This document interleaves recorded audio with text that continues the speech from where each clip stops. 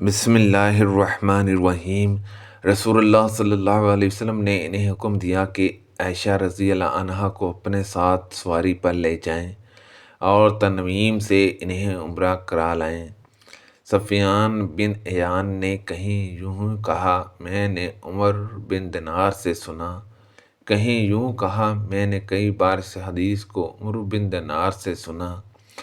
نبی کریم صلی اللہ علیہ وسلم اور آپ صلی اللہ علیہ وسلم کے صحابہ نے حج کا احرام باندھا تھا، اور ان حضرت صلی اللہ علیہ وسلم اور طلحہ رضی اللہ عنہ کے سوا قربانی کسی کے پاس نہیں تھی۔ انہی دنوں میں حضرت علی رضی اللہ عنہ یمن سے آئے تو ان کے ساتھ بھی قربانی تھی۔ انہوں نے کہا کہ جس چیز کا احرام رسول اللہ صلی اللہ علیہ وسلم نے باندھا ہے، میرا بھی احرام وہی ہے۔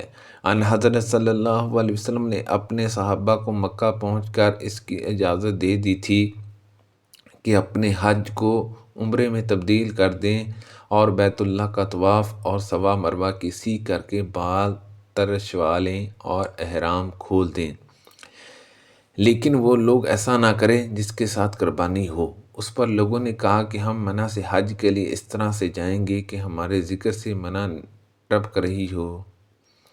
یہ بات رسول اللہ صلی اللہ علیہ وسلم تک پہنچی تو آپ صلی اللہ علیہ وسلم نے فرمایا کہ جو بات اب ہوئی اگر پہلے سے معلوم ہوتی تو میں اپنے ساتھ ہدی نہ لاتا، اور اگر میرے ساتھ ہدی نہ ہوتی تو افعال عمرہ ادا کرنے کے بعد میں بھی احرام کھول دیتا۔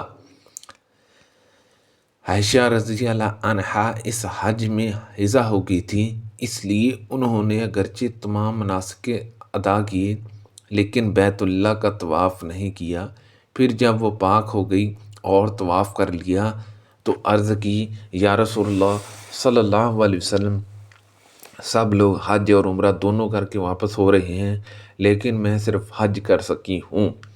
آپ صلی اللہ علیہ وسلم نے اس پر عبد الرحمن بن ابی بکر رضی اللہ عنہما سے کہا کہ انہیں ہمراہ لے کر تنعیم جائیں اور عمرہ کرا لائیں۔ یہ عمرہ حج کے بعد ذی الحج کے ہی مہینے میں ہوا تھا۔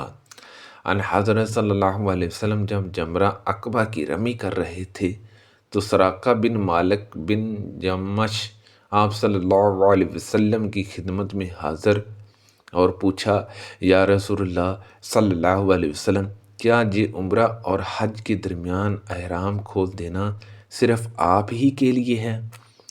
ان حضرت صلی اللہ علیہ وسلم نے فرمایا کہ نہیں، بالکل ہمیشہ کے لیے ہے۔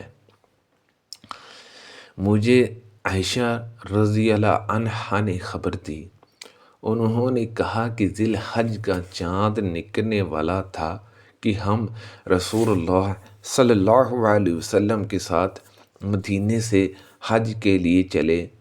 ان حضرت صلی اللہ علیہ وسلم نے فرمایا کہ جو عمرے کا احرام باندھنا چاہے وہ عمرے کا باندھ لے، اور جو حج کا باندھنا چاہے وہ حج کا باندھ لے۔ اگر میں اپنے ساتھ قربانی نہ لاتا تو میں بھی عمرے کا ہی احرام باندھتا۔ چنانچہ بہت سے لوگوں نے عمرے کا احرام باندھا اور بہتوں نے حج کا۔ میں بھی ان لوگوں میں تھی جنہوں نے عمرے کا احرام باندھا تھا، مگر میں مکہ میں داخل ہونے سے پہلے حضا ہو گئی۔ عرفہ کا دن آ گیا اور ابھی میں حضا ہی تھی۔ اس کا رونا میں رسول اللہ صلی اللہ علیہ وسلم کے سامنے روئی۔ آپ صلی اللہ علیہ وسلم نے فرمایا کہ عمرہ چھوڑ دے اور سر کھول لے اور کنگھا کر لے، پھر حج کا احرام باندھ لینا۔ چنانچہ میں نے ایسا ہی کیا۔ اس کے بعد جب مصاب کی رات آئی تو ان حضرت صلی اللہ علیہ وسلم نے میرے ساتھ عبد الرحمن کو تنعیم بھیجا۔ وہ مجھے اپنی سواری پر پیچھے بٹھا کر لے گئے۔ وہاں سے عائشہ رضی اللہ عنہا نے اپنے چھوڑے ہوئے عمرے کے بجائے دوسرے عمرے کا احرام باندھا۔ اس طرح اللہ تعالیٰ نے ان کا بھی حج اور عمرہ دونوں ہی پورے کر دیے۔ نہ تو اس کے لیے انہیں قربانی لانی پڑی اور نہ صدقہ دینا پڑا۔ اور نہ روزہ رکھنا پڑا۔ حضرت عائشہ رضی اللہ عنہا نے کہا، یا رسول اللہ صلی اللہ علیہ وسلم، لوگ تو 2 نسک حج اور عمرہ کر کے واپس ہو رہے ہیں اور میں نے صرف 1 نسک حج کیا ہے۔ اس پر ان سے کہا گیا کہ پھر انتظار کریں اور جب پاک ہو جائیں تو تنعیم جا کر وہاں سے عمرے کا احرام باندھیں۔ پھر ہم سے فلاں جگہ آ ملے اور یہ کہ اس عمرے کا ثواب تمہارے خرچے اور محنت کے مطابق ملے گا۔ حج کے مہینوں اور آداب میں ہم حج کا احرام باندھ کر مدینے سے چلے اور مقام صرف میں پڑاؤ کیا۔ نبی کریم صلی اللہ علیہ وسلم نے اپنے صحابہ سے فرمایا کہ جس کے ساتھ قربانی نہ ہو اور وہ چاہے کہ اپنے حج کے احرام کو عمرے سے بدل دے تو وہ ایسا کر سکتا ہے، لیکن جس کے ساتھ قربانی ہے وہ ایسا نہیں کر سکتا۔ نبی کریم صلی اللہ علیہ وسلم اور آپ صلی اللہ علیہ وسلم کے بعض مقدار والوں کے ساتھ قربانی تھی، اس لیے ان کا احرام صرف عمرے کا نہیں رہا۔ پھر نبی کریم صلی اللہ علیہ وسلم میرے جہاں تشریف لائے تو میں رو رہی تھی۔ آپ صلی اللہ علیہ وسلم نے دریافت فرمایا کہ رو کیوں رہی ہو؟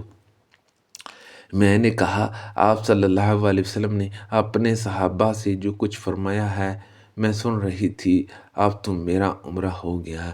آپ صلی اللہ علیہ وسلم نے پوچھا، کیا بات ہوئی؟ میں نے کہا کہ میں نماز نہیں پڑھ سکتی حضا کی وجہ سے۔ حضرت صلی اللہ علیہ وسلم نے اس پر فرمایا کہ کوئی حرج نہیں، تم بھی آدم کی بیٹیوں میں سے ایک ہے اور جو ان سب کے مقدر میں لکھا ہے وہی تمہارے بھی مقدر میں ہے۔ اب حج کا احرام باندھ لے، شاید اللہ تعالیٰ تمہیں عمرہ بھی نصیب کرے۔ عائشہ رضی اللہ عنہا نے بیان کیا کہ میں نے حج کا احرام باندھ لیا۔ پھر جب ہم حج سے فارغ ہو کر اور منی سے نکل کر مصاب میں اترے تو حضرت صلی اللہ علیہ وسلم نے عبد الرحمن کو بلایا اور ان سے کہا کہ اپنی بہن کو حد حرم سے باہر لے جائیں تنعیم، تاکہ وہ وہاں سے عمرے کا احرام باندھ لے۔ پھر طواف وسیع کرو، ہم تمہارا انتظار یہیں کریں گے۔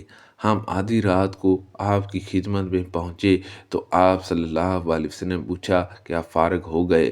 میں نے کہا ہاں۔ حضرت صلی اللہ علیہ وسلم نے اس کے بعد اپنے صحاب میں کوچ کا اعلان کر دیا۔ بیت اللہ کا طواف وداع کرنے والے لوگ صبح کی نماز سے پہلے ہی روانہ ہو گئے اور مدینے کی طرف چل دیے۔ نبی کریم صلی اللہ علیہ وسلم جرانہ میں تھے تو آپ صلی اللہ علیہ وسلم کی خدمت میں ایک شخص حاضر ہوا، جبہ پہنے ہوئے، اور اس پر خلوق جازداری کا نشان تھا۔ اس نے پوچھا، مجھے اپنے عمرے میں آپ صلی اللہ علیہ وسلم کس طرح کرنے کا حکم دیتے ہیں؟ اس پر اللہ تعالیٰ نے نبی کریم صلی اللہ علیہ وسلم پر وحی نازل کی اور آپ صلی اللہ علیہ وسلم پر کپڑا ڈال دیا گیا۔ میری بڑی آرزو تھی کہ جب حضور صلی اللہ علیہ وسلم پر وحی نازل ہو رہی ہو تو میں آپ صلی اللہ علیہ وسلم کو دیکھوں۔ عمر رضی اللہ عنہ نے فرمایا، جہاں آؤ، نبی کریم صلی اللہ علیہ وسلم پر جب وحی نازل ہو رہی ہو اس وقت تم حضور صلی اللہ علیہ وسلم کو دیکھنے کے آرزو مند ہو؟ میں نے کہا ہاں۔ انہوں نے کپڑے کا کنارہ اٹھایا اور میں نے اس میں آپ صلی اللہ علیہ وسلم کو دیکھا۔ آپ زور زور سے کراٹے لے رہے تھے۔ میرا خیال ہے کہ انہوں نے بیان کیا جیسے اونٹ کے سانس کی آواز ہوتی ہے۔ پھر جب وحی اترنی بند ہوئی تو آپ صلی اللہ علیہ وسلم نے فرمایا کہ پوچھنے والا کہاں ہے؟ جو عمرے کا حال پوچھتا تھا، اپنا جبہ اتار دے، خلوع کے اثر کو دور ڈال اور زعفران کی زردی صاف کر لے، اور جس طرح حج میں کرتے ہو اسی طرح اس میں بھی کرو۔ سبحان اللہ عز و جل۔ اللہ پاک سے دعا ہے کہ اللہ پاک ان حدیثوں پر عمل کرنے کی توفیق عطا فرمائے۔ اللہ پاک ہم سب کو صحت و تندرستی عطا فرمائے، آمین بجاہ النبی الامین صلی اللہ علیہ وسلم۔